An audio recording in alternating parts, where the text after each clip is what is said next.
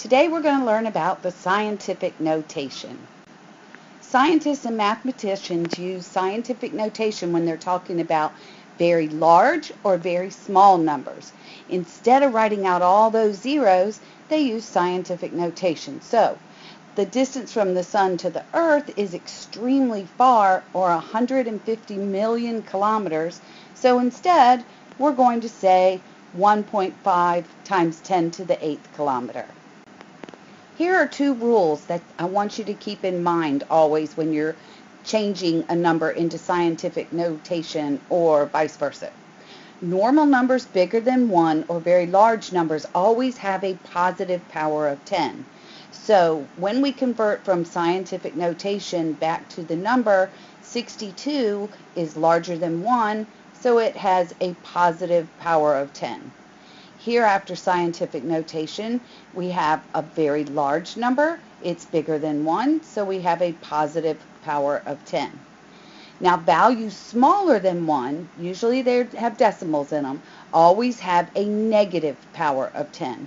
So after changing from scientific notation back to the number, it's lower than 1, so we have a negative power of 10. Here, we end up with 0.6234. Since it's smaller than 1, we have a negative power of 10. One way to help you remember that is to think of a number line. So we always start in the center with 0, and if we move to the right, we have numbers that are greater than 1.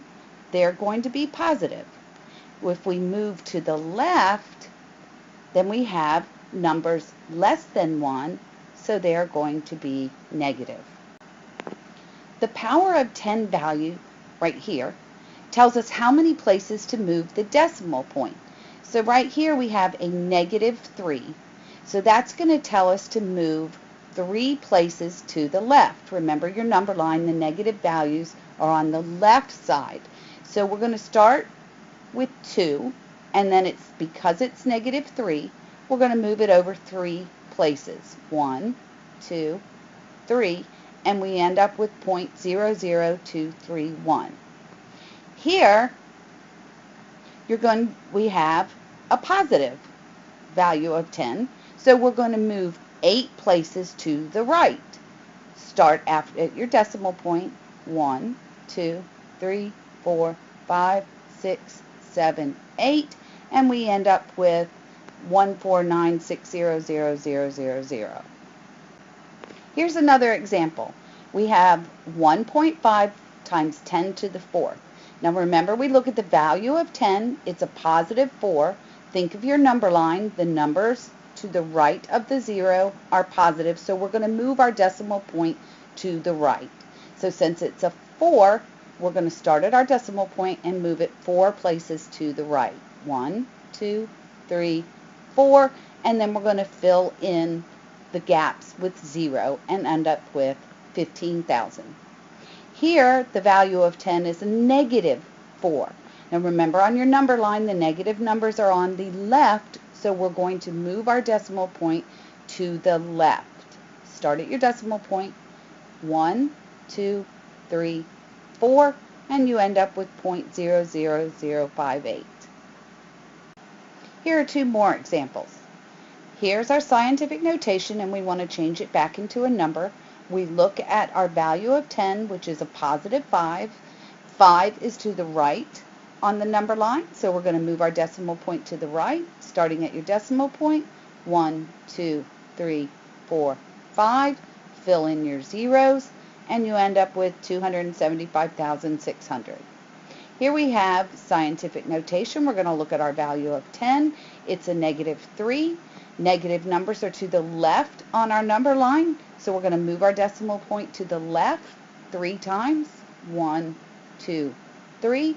Fill in our zeros, and you end up with 0.00376. In this example, we look at our value of 10, and it's a positive 5, so we know we're going to move our decimal point to the right 5 places.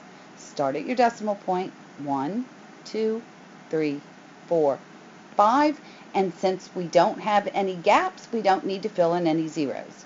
Here we look at the value of 10, which is a -3, so we know we're going to move to the left.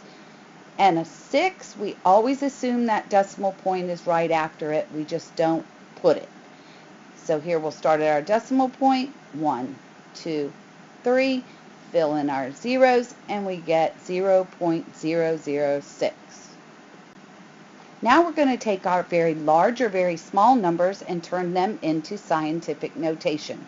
So if we look right here, we have 15,000. The number is greater than 10, so the exponent is going to be positive. We're going to move the decimal point to the left because what we're looking for is a number between 1 and 10. So we're going to start here. Remember, we just assume the decimal point is here if it's not there. So we're looking for a number between 1 and 10. 1, 2, 3. We can't stop here because 15 is greater than 10. So we have to go one more place to 4, and now we have 1.5, which is between 1 and 10. Then we take off our zeros and put 1.5 times 10 to the 4th. The 4 because we moved our decimal place 4 places. It's a really good idea to check your work to make sure that you got the right answer. So we started with 15,000 and this is what we ended up with. So let's take our answer and see if we're right. Well, the value of 10 is 4 and it's positive, so we know we're going to move to the right. Start at your decimal point. We're going to move it 4 places. 1, 2, 3, 4. Yep, we got 15,000. So now we're starting with a really small number, and because it has this decimal point here and this is a 0, we know that it's less than 1. So this time we know that our value of 10 is going to be negative. So start at your decimal point, and we're going to move to the right this time because we're looking for that number between 1 and 10. 1, 2, we can't stop here because that's 43. 3.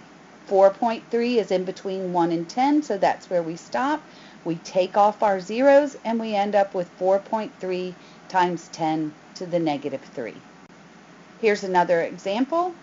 So we're looking for the number between 1 and 10, and we know because our number is less than 1, it's going to be a negative number. So start at your decimal point. 1, 2, we don't stop there because that would be 50. 3. 5 is in between 1 and 10. We take off our zeros, so it's 5.0 times 10 to the -3. And never remove the zeros that come after the decimal point. Keep those there.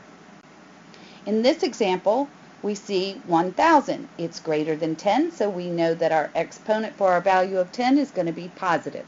Remember, if there's no decimal point, we assume it comes right after that 0.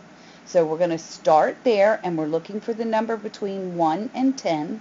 1, 2, 3. Take off our zeros, and we end up with 1 times 10 to the 3rd, or we can go ahead and multiply that out and say it's 10 to the 3. This example is kind of tricky.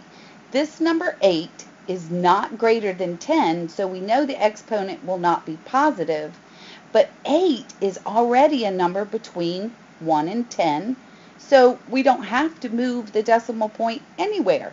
There's no place to move it because it's already between 1 and 10. So what we could say is 8 times 10 to the 0. We moved 0 places, so the power of 10 is 0.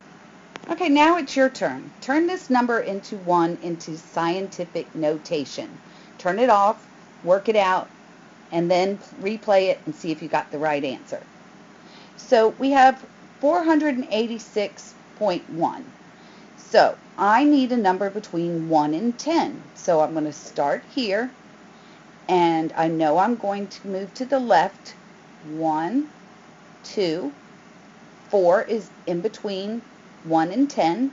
So I end up with 4.861 times 10. And how many places did we move? 1, 2, to the 2. Now let's check our work and make sure. If I saw this number, I would say, okay, it's greater than 1. It's going to be positive. My exponent is a 2, so I'm going to move 2 places to the right.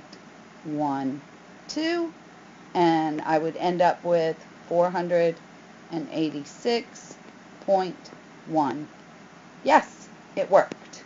Always check your work. The next 3 slides are problems for you to do for homework. You can do it on EduCreations or any other app that you like, or you can do it on paper and pencil and take a picture of it or scan it and turn it into a PDF.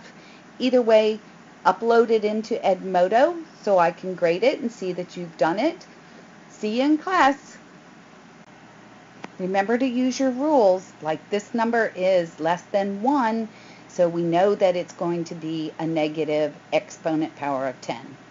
If you've forgotten your rules, go back up, watch it again, use your rules. You can do it. I got faith in you. Here are the websites that I use to help me create my PowerPoint. Thanks a lot, guys.